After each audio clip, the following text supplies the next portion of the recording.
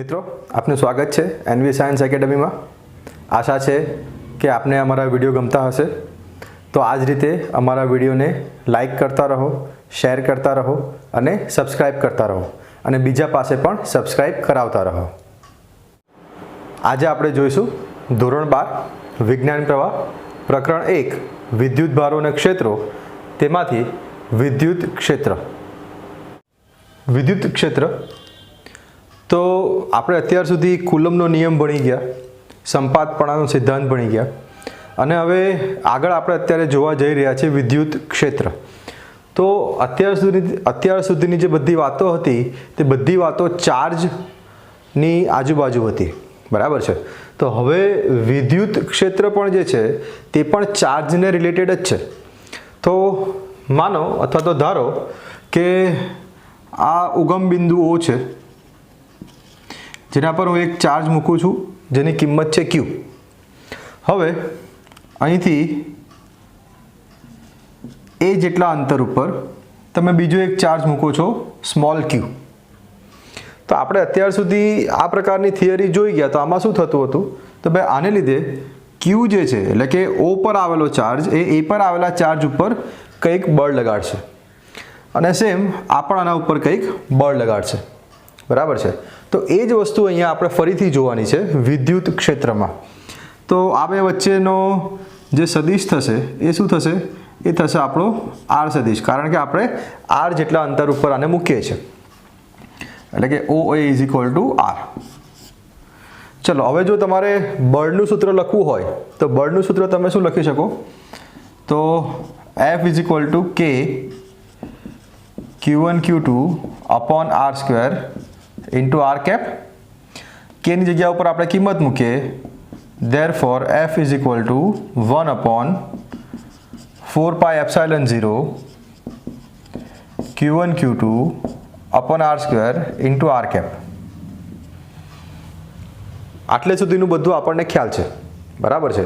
તો હવે આ વસ્તુ વિદ્યુત ક્ષેત્ર કેવી રીતે થઈ ગઈ, તો વિદ્યુત ક્ષેત્ર એવી રીતે થઈ ગઈ કે અહીંયા જે ઉગમ બિંદુ ઉપર આપણે Q મૂકીએ છીએ અને ત્યાંથી R જેટલા અંતર ઉપર અથવા તો એ બિંદુ ઉપર તમે બીજો વિદ્યુતભાર Q મૂકો છો, તો આ બે વચ્ચે કંઈક પ્રક્રિયા થાય છે। અથવા તો તમે બીજી રીતે ધારો તો એવી રીતે કહી શકો કે ભાઈ આ જે Q છે એ Q એની આજુબાજુનું જે ક્ષેત્ર છે એ ક્ષેત્રમાં સ્મોલ q ના આવવાથી એ બે વચ્ચે કંઈક પ્રક્રિયા થશે અને એ જે ક્ષેત્ર છે જેમાં આ પ્રક્રિયા થાય છે તે ક્ષેત્રને આપણે વિદ્યુત ક્ષેત્ર તરીકે ઓળખી શકીએ। અથવા તો બીજી રીતે કહીએ તો એ ચાર્જ Q નું પોતાનું એક એરિયા છે કે જેની અંદર બીજો ચાર્જ જ્યારે આવે છે તે બીજા ચાર્જ ઉપર કંઈક બળ લગાડે છે, બરાબર છે। તો આ જે આની આજુબાજુનું જે ક્ષેત્ર છે એ ક્ષેત્રને કહેવામાં આવશે વિદ્યુત ક્ષેત્ર। આની એકદમ સીધામાં સીધી અને સાદામાં સાદી સમજૂતી છે, બરાબર છે। તો હવે આને આપણે આના ફોર્મમાં ફેરવવું હોય, therefore F is equal to 1 upon 4 pi epsilon 0। હવે Q1 ની જગ્યા ઉપર આવશે કેપિટલ Q, Q2 ની જગ્યા પર આવશે small q upon R square into r cap. તો આ થઈ ગયું સૂત્ર બળનું, બરાબર છે। એટલે કે કેપિટલ Q ચાર્જ એ સ્મોલ q ચાર્જ ઉપર કેટલું બળ લગાડશે એ આપણને આ સૂત્ર ઉપરથી મળી જશે। ચાર્જ Q વડે R અંતર પર આવેલા સ્મોલ ચાર્જ Q ઉપર લાગતું બળ અથવા તો વિદ્યુત બળ કેટલું હશે, તો એ આવું હશે કે E of R is equal to, આના ઉપરથી જ આપણે સૂત્ર લખવાનું છે, તો E of R is equal to 1 upon 4 pi epsilon 0 into capital Q upon R square into r cap. હવે તમને એમ થશે કે ભાઈ અહીંથી સ્મોલ q ગાયબ છે, તો સ્મોલ q એટલા માટે ગાયબ છે કારણ કે small q is equal to 1 coulomb એવું આપણે અહીંયા લઈએ છીએ। એટલે કે આપણે અહીંથી જે ચાર્જ અહીંયા મૂકેલો છે તો આ ચાર્જની કિંમત કેટલી હોવી જોઈએ, આની કિંમત આપણે ધારીએ છીએ કે ભાઈ 1 કુલમ જેટલી છે। તો એટલા માટે તમને આ કેપિટલ Q ચાર્જ દ્વારા આ અંતર ઉપર કેટલું વિદ્યુત બળ લાગશે, તો એ વિદ્યુત બળનું સૂત્ર તમને આ પ્રકારે મળી શકે છે।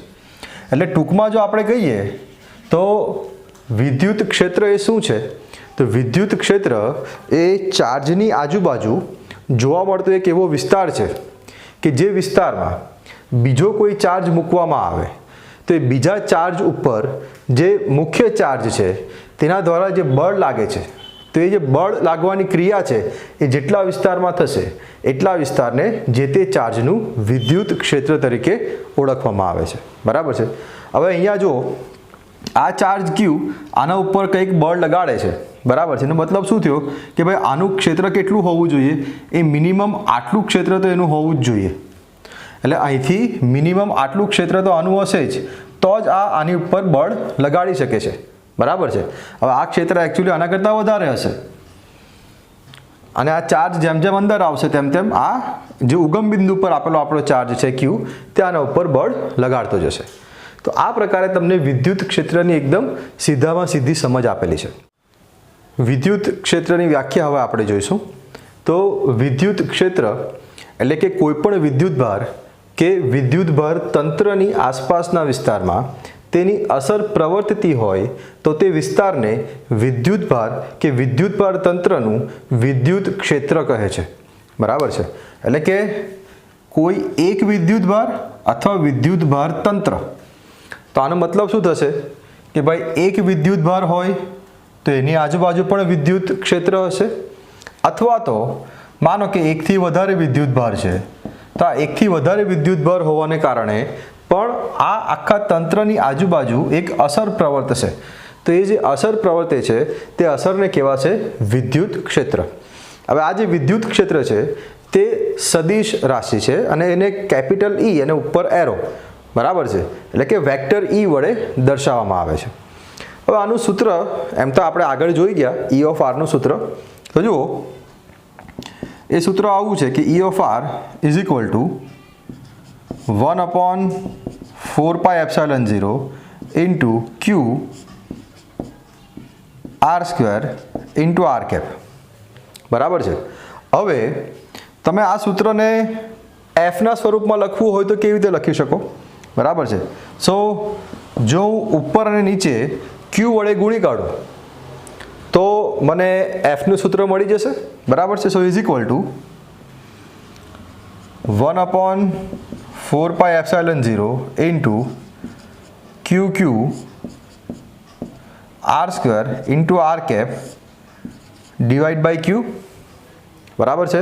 એનો મતલબ કે આ સૂત્ર કેવું થઈ ગયું? આ સૂત્ર જે છે આ સૂત્ર બળનું થઈ ગયું એફ માટેનું.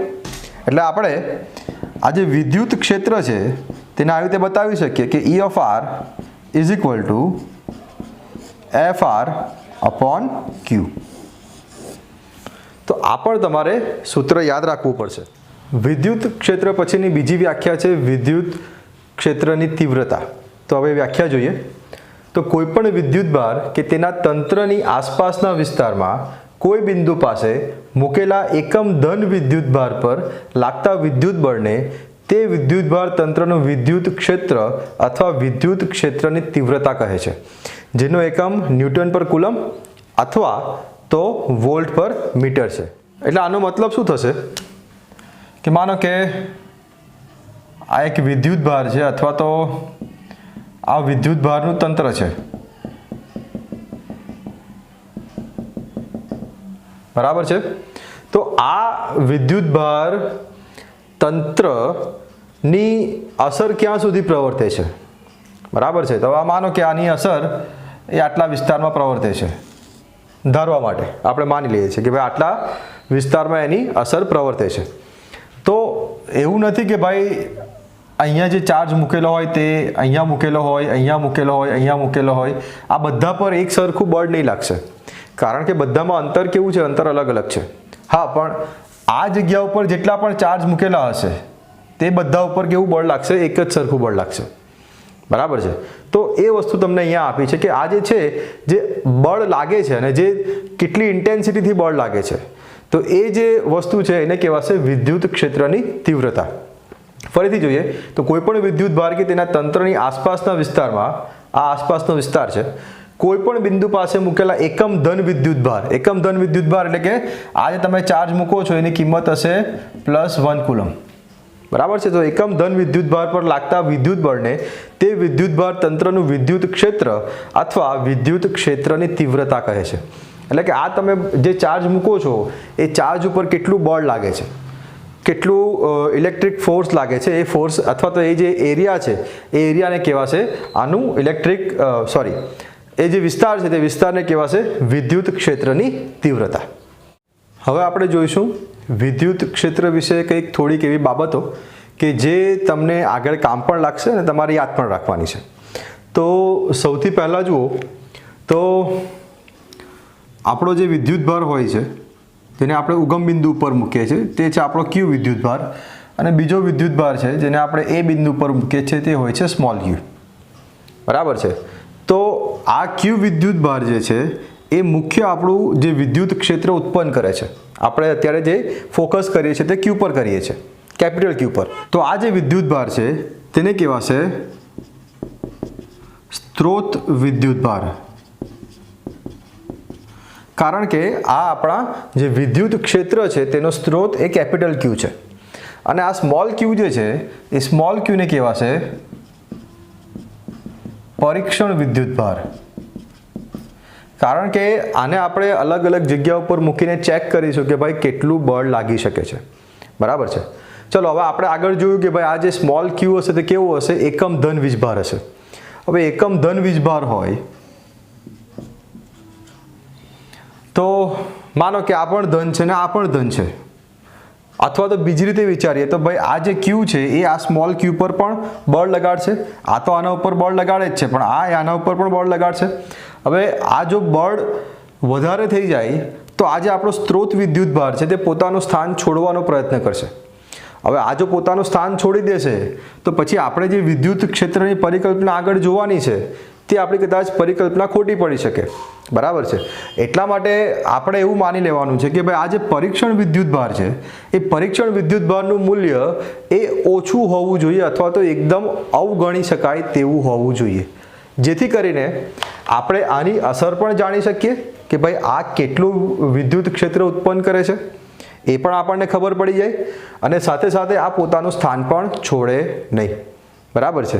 એટલે જો પછી આને કારણે મારે જે વિદ્યુત ક્ષેત્ર ડિફાઇન કરવું હોય તો આપણે જોઈ ગયા વિદ્યુત ક્ષેત્ર શું છે, E of R is equal to F of R upon Q. બરાબર છે. તો અહીંયા મારે શું કરવું પડશે કે આપણે એવું માની લઈએ છીએ કે ભાઈ આ જે વિદ્યુત ભાર છે પરીક્ષણ વિદ્યુત ભાર તેની કિંમત અવગણી શકાય તેવી હોય, એટલે આપણે પછી એને આવું કરવું પડે, is equal two limit Q tends to 0 F of R upon Q. તો આપણે આનાથી એવું સાબિત કરી શકીએ અથવા તો આપણે આનાથી એવું સમજી શકીએ કે ભાઈ આ વિદ્યુત ભાર જે છે પરીક્ષણ વિદ્યુત ભાર એની કિંમત કેવી હશે, એકદમ ઓછી હશે, જેનાથી આ સ્ત્રોત વિદ્યુત ભાર જે છે એ આના ઉપર કેટલું બળ લગાડે છે અથવા કેટલું વિદ્યુત ક્ષેત્ર છે એ તો આપણને ખબર પડશે, પણ આને કારણે આના ઉપર સ્થાન બદલવાની કે બીજી કોઈ પણ પ્રકારની તકલીફ અહીંયા થશે નહીં. તો એ વસ્તુ આપણે અહીંયા ધ્યાન રાખવાની છે. હવે અહીંયા બીજી જે વસ્તુ જોવાની છે એ જો તમે જુઓ તો આ જે આપણે વિદ્યુત ક્ષેત્ર ડિફાઇન કરીએ છીએ એ વિદ્યુત ક્ષેત્રની ડેફિનેશનમાં આપણે સ્મોલ ક્યુ ચાર્જનો ઉપયોગ કરીએ છીએ, પણ સાથે સાથે આપણે એવું પણ ધારી લઈએ છીએ કે ભાઈ આ જે સ્મોલ ક્યુ ચાર્જ છે તેની કિંમત કેવી હશે, અવગણી શકાય તેવી હશે અથવા તો એકદમ શૂન્ય હશે. એટલે એમ જો જોવા જઈએ તો આપણે એવું પણ કહી શકીએ કે આ જે વિદ્યુત ક્ષેત્ર છે એ વિદ્યુત ક્ષેત્રની કિંમત એ ક્યુ પર આધાર રાખતી નથી. તમે એવું કહી શકો, કારણ કે ક્યુની કિંમત તો કેવી છે, ક્યુની કિંમત તો લગભગ શૂન્ય છે અથવા તો અવગણી શકાય તેવી છે. તો અવગણી શકાય તેવી હોય તો આ જે વિદ્યુત ક્ષેત્ર છે એ વિદ્યુત ક્ષેત્ર ક્યુ ઉપર આધાર રાખતું નથી એવું પણ તમે કહી શકો છો. હવે બીજી એક વસ્તુ તમારે ધ્યાન રાખવાની છે કે આ જે સ્મોલ ક્યુ ચાર્જ છે એનું જે અંતર છે અંતર R છે તે આ બે વચ્ચે ખૂબ અગત્યનો રોલ ભજવે છે. બરાબર છે. હવે માનો કે આ જે ચાર્જ છે Q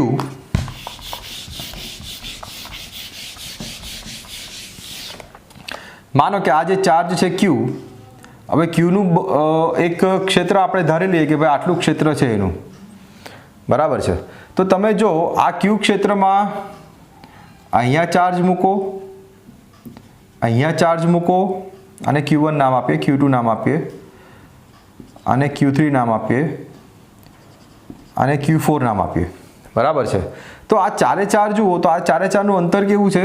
ચારે ચારનું અંતર અલગ છે। માનો કે ચારે ચારનું મૂલ્ય એક સરખું છે, એટલે બધાનું મૂલ્ય માનો કે એક જ સરખું છે, પણ હવે જો દરેક વખતે ચારે ચારનું અંતર કેવું છે? અલગ અલગ છે। એટલે અંતર અલગ અલગ હશે તો સ્વાભાવિક રીતે કે આ જે Q ચાર્જ છે તે બધા ઉપર બળ કેવું લગાડશે? અલગ અલગ લગાડશે। આપણને કુલમનો નિયમ પણ યાદ છે। કુલમના નિયમમાં પણ જે બળ હતું તે અંતરના વર્ગના વ્યસ્ત પ્રમાણમાં હતું, બરાબર છે। તો અહીંયા બી જે વિદ્યુત ક્ષેત્ર લાગવાનું છે અથવા જે વિદ્યુત બળ લાગવાનું છે તે વિદ્યુત બળ કેવું હશે? એ અંતર ઉપર આધાર રાખશે, અને અંતર ઉપર આધાર રાખશે એટલે કે જેમ ચાર્જ આની નજીક હશે તો એના ઉપર લાગતું બળ કંઈક અલગ હશે, અહીંયા જે ચાર્જ હશે તેના ઉપર લાગતું બળ કંઈક અલગ હશે, Q1 પર બળ કંઈક અલગ હશે, Q2 પર અલગ હશે, બરાબર છે। તો આ વસ્તુ પણ અહીંયા તમારે ધ્યાન રાખવાનું છે કે જે અંતર છે તે અંતર પણ અહીંયા અગત્યનો ભાગ ભજવે છે। હવે આપણે બીજો મુદ્દો જોઈએ તો જે ધન વિદ્યુત ભાર હોય તો ધન વિદ્યુત ભારનું જે બળ છે એ જો આપણે સાદી ભાષામાં કહીએ તો બહારની સાઈડનું હશે, એટલે ધન વિદ્યુત ભારનું બળ કંઈક આ પ્રકારે લાગશે, એ બહારની દિશામાં લાગશે, બરાબર છે। અને બીજું જે છે જો ઋણ વિદ્યુત ભાર હોય તો જે ઋણ વિદ્યુત ભારનું બળ છે એ કેવું હશે? એ અંદરની તરફ હશે, એટલે કે એ બળની દિશા અંદર તરફની હશે। તો આ મુદ્દો પર તમારે યાદ રાખવાનો છે। આના પછી હવે આપણે એકચ્યુઅલી અહીંયા જોઈ જ ગયા, ખાલી એ મુદ્દો ફરીથી થોડુંક અલગ રીતે જોઈએ તો જુઓ Qનું અંતર જેમ અલગ અલગ હોય તેમ Q પર લાગતું બળ કેવું હશે? અલગ અલગ હશે, એટલે કે આ Q1, Q2, Q3, Q4 આ આપણો મુખ્ય ચાર્જ છે Q, આને આપણે કહીશું સ્ત્રોત ચાર્જ, અને આ જે છે તે આપણો પરીક્ષણ ચાર્જ છે। બધાની કિંમત માનો કે એક જ સરખી છે। તો જેમ જેમ સ્મોલ Q ચાર્જની અંતર બદલાય છે તેમ તેમ એના ઉપર જે બળ લાગે છે અથવા તો એ જે બળ અનુભવ કરે છે તે કેવું હશે? એ પણ અલગ અલગ હશે। એટલે તમે કુલમના નિયમની જેમ જ કહી શકો કે આ જે વિદ્યુત ક્ષેત્ર છે એ વિદ્યુત ક્ષેત્ર પણ શેના ઉપર આધાર રાખશે? 1/r² ઉપર। એટલે અંતર જેમ જેમ બદલાય તેમ તેમ આ જે વિદ્યુત ક્ષેત્ર છે તે વિદ્યુત ક્ષેત્ર પણ કેવું થશે? બદલાતું જશે। એટલે કે અહીંયા કિંમત અલગ હોય, અહીંયા અલગ હોય, અહીંયા અલગ હોય અને અહીંયા પણ અલગ હશે। એટલે કે દરેક બિંદુ ઉપર તમને વિદ્યુત ક્ષેત્રની અલગ અલગ કિંમતો મળશે। અને આના ઉપરથી બીજું પણ તમે કહી શકો કે ભાઈ આ જે તમારું વિદ્યુત ક્ષેત્ર છે એ વિદ્યુત ક્ષેત્રની સમમિતિ કેવી હોવી જોઈએ, અથવા તો તમે સાદી રીતે કહી દો ભાઈ એનો આકાર કેવો હોવો જોઈએ, તો તમે એવું કહી શકો કે ભાઈ એનો આકાર જે છે તે ગોળ હોવો જોઈએ। કારણ કે અહીંથી આપણે કહીએ છીએ કે આ જે વિદ્યુત ક્ષેત્ર છે તે અંતર r ઉપર આધાર રાખે છે, તો અંતર r તમે એક અંતર r અહીંયા રાખો, એક અંતર r અહીંયા રાખો અને એક અંતર r અહીંયા રાખો, એક અંતર r અહીંયા રાખો, તો આ ચારે ચાર બિંદુને તમે જોડશો એક જ સરખા અંતર ઉપર તો એક વર્તુળ બની જશે, ગોળ બની જશે, બરાબર છે। અને એ રેખા ઉપર આવેલા બધા જ ચાર્જ ઉપર જે સમાન વેલ્યુના મૂલ્યના ચાર્જ ઉપર આ જે આપણો સ્ત્રોત વિદ્યુતભાર Q છે તે એક જ સરખું બળ લગાડશે। એટલે કે